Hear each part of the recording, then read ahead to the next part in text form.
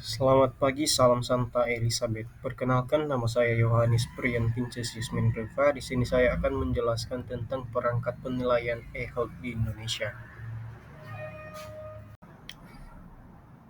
Aplikasi e-health yang digunakan untuk program kesehatan diharapkan mampu mengakomodir kebutuhan dunia kesehatan, di mana aplikasi e-health harus memiliki kriteria sebagai berikut. Yang pertama, situs e-health yang baik harus memiliki tingkat sekuritas tinggi, karena data yang diolah dan ditransmisikan adalah data yang bersifat rahasia.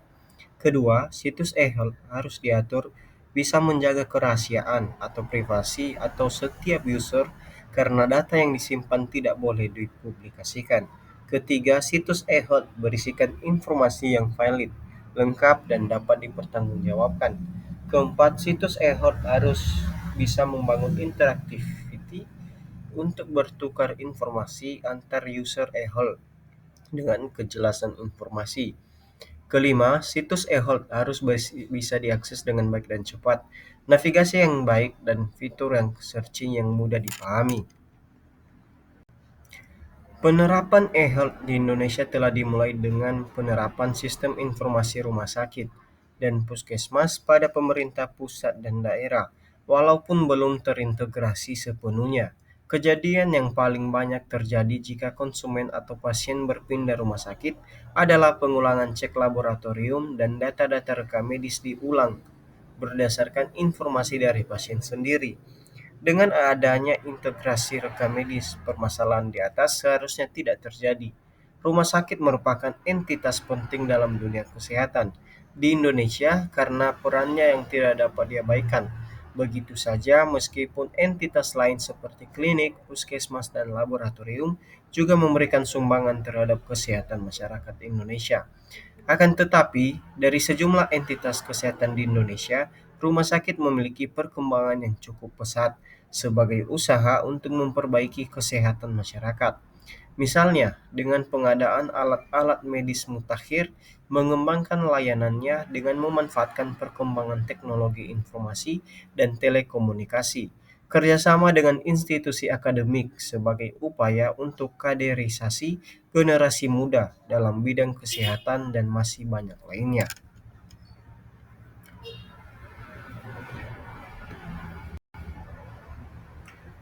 Keberhasilan implementasi e-health dapat diartikan sebagai pencapaian tujuan yang diinginkan dari penerapan teknologi informasi dalam pelayanan kesehatan, mencakup efisiensi operasional, peningkatan kualitas layanan, dan dampak positif pada masyarakat. Kepuasan pengguna sistem yang diukur dari reaksi dan umpan balik setiap memanfaatkan suatu sistem informasi merupakan salah satu tanda atau parameter dari kinerja sistem tersebut. Dalam konteks implementasi, kepuasan pengguna juga dipandang sebagai cerminan keberhasilan dengan mempertimbangkan sejauh mana e-health memenuhi harapan dan tuntutan pengguna akhir. Dengan demikian, kepuasan pengguna dianggap cukup relevan dan representatif untuk menilai keberhasilan implementasi e-health. Penelitian ini diharapkan dapat memperdalam pemahaman mengenai faktor-faktor penting yang perlu dipertimbangkan ketika mengembangkan sistem e-health ke depannya. Temuan dari penelitian ini dapat digunakan untuk memperkuat efektivitas e-health, mendukung organisasi terkait, dan meningkatkan kepuasan pengguna. Satu Sehat yang mulai diimplementasikan sejak 2022 merupakan sistem interoperabilitas data kesehatan nasional yang bertujuan meningkatkan kualitas layanan. Namun evaluasinya masih terbatas. Kajian literatur menunjukkan bahwa dari 6 dimensi pengalaman pengguna, daya tarik memperoleh skor tertinggi 0,833. Efisiensi cukup baik 0,813. Sementara kebaruan terendah 0,520, sehingga inovasi fitur masih lemah. Satu Sehat telah terintegrasi dengan elektronik puskesmas, SIMS, dan menggunakan HL7 VAHIR, SNOMED CT, dan LOINS. Meski hambatan seperti keterbatasan SDM, pelatihan, dan infrastruktur masih ditemui, Untuk meningkatkan keterbatasan SDM, pelatihan dan infrastruktur, maka perlu inovasi antarmuka dan pengalaman pengguna yang lebih ramah, harmonisasi perangkat lunak melalui middleware, penguatan regulasi teknik nasional, serta koordinasi antar lembaga dan audit berkala. Selain itu, keberhasilan satu sehat juga bergantung pada sosialisasi berbasis komunitas dan media sosial agar pemanfaatannya semakin luas. Mengingat aplikasi ini telah diunduh lebih dari 50 juta kali di Google Play Store. Selanjutnya kita masuk pada soal kasus. Soal yang pertama, sebuah penelitian mengevaluasi aplikasi Satu Sehat menggunakan instrumen user experience kuesioner. Hasil menunjukkan bahwa dimensi attractiveness memperoleh skor tertinggi 0,833, sedangkan dimensi novelty terendah 0,520. Apa arti dari hasil ini? A. Satu Sehat dinilai menarik secara visual, tetapi masih kurang inovatif dalam fitur yang ditawarkan. B. Satu Sehat memiliki keamanan data tertinggi, namun lambat dalam pemrosesan data. D. Satu Sehat lebih menekankan pada aspek teknis integrasi sistem daripada pengalaman pengguna. E. Satu Sehat sudah memiliki seluruh standar WHO mengenai kematangan digital.